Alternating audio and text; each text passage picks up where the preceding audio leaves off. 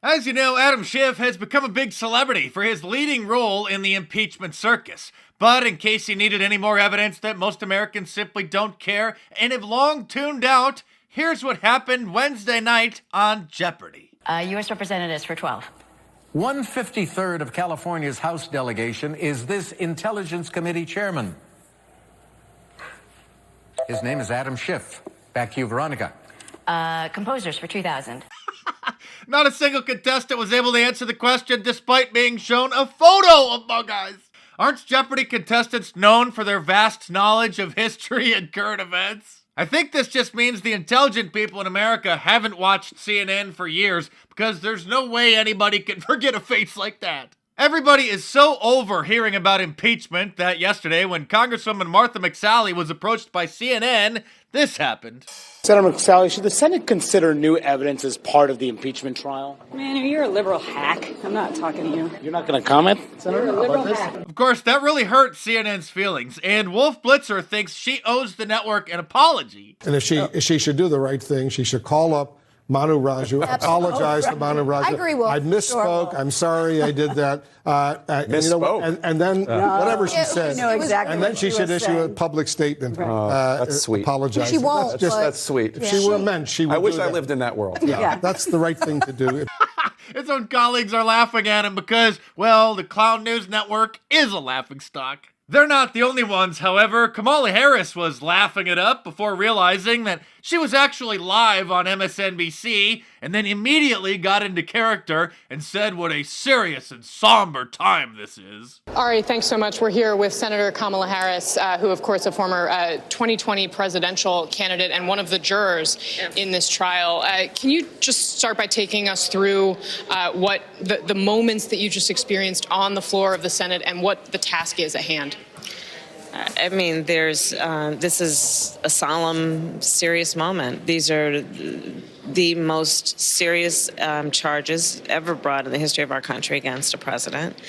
And I haven't seen somebody go from happy to sad so fast since Hillary Clinton found out she wasn't going to win the 2016 election. Michael Moore is also not very happy these days. He just admitted that if the election were held today, that President Trump would win. The problem is that he will, if the vote were today, I believe he would win the electoral states that he would need. Because living out there, I will tell you, his level of support has not gone down 1 inch. In fact, I'd say it's even more rabid than it was before, because they're afraid now. They're afraid he could lose because they watched his behavior. So they are voracious in their appetite for Donald Trump. That's the bad news. The editor of The New Yorker blames social media for impeachment efforts not turning out as good as Democrats had hoped. The real problem is what we're discussing now, is the kind of the universe of manipulated social media companies not owning up to their responsibilities and getting rid of the fakery that they're putting out. And we would have gotten away with it too if it weren't for you meddling MAGA supporters on social media. The stakes here are immense. It's not just about the political future of one man, Donald Trump. It's about the future of democracy and democratic process.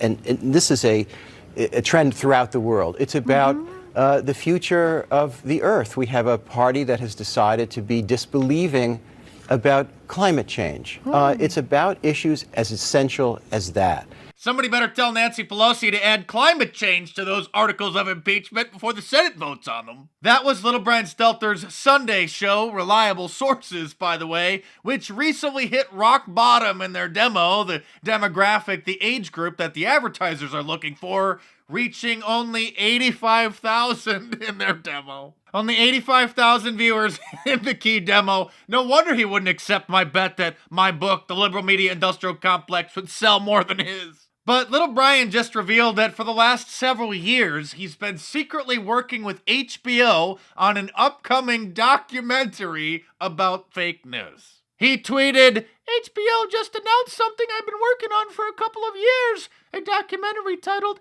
After Truth, Disinformation and the Cost of Fake News. The film will premiere on TV and online this March. Only in the Twilight Zone could this man be the host of a show called Reliable Sources and the executive producer of a documentary that supposedly debunks fake news. I mean, what's next? Are they going to say that someday Alexandria Ocasio-Cortez is going to be the president? Oh, wait, what's this? Politico is reporting AOC for president. The buzz has begun. MSNBC added to the insanity, saying, with Ivanka Trump fielding questions about a future in politics, and Politico reporting that Ocasio-Cortez is garnering buzz as a possible future candidate for the Oval Office, Alex Witt asks, down the road, is it going to be Ivanka versus AOC? Now, I could totally see Ivanka being the first woman president, but there's nothing I would want to see more than her on the debate stage with AOC. This is the world we're living in now when Alexandria Ocasio-Cortez is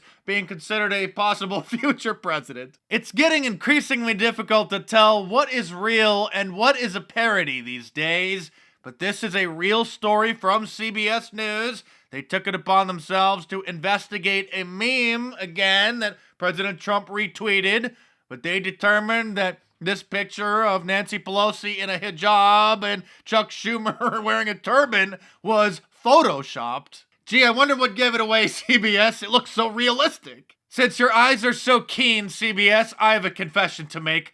This t-shirt, which I sell at markdice.com, showing Ronald Reagan wearing a Donald Trump hat, it's photoshopped too. And so is this great quality shirt, which appears as if JFK is wearing one too. Those designs and more are available from my online store at markdice.com in a t-shirt, long sleeve, and a hoodie, and a whole bunch of different colors as well. And this weekend, you can get free shipping on all of them in the US by entering the promo code BAND at the checkout. So head on over to markdice.com or click the link in the description below, enter the promo code BAND in the checkout, and check them out.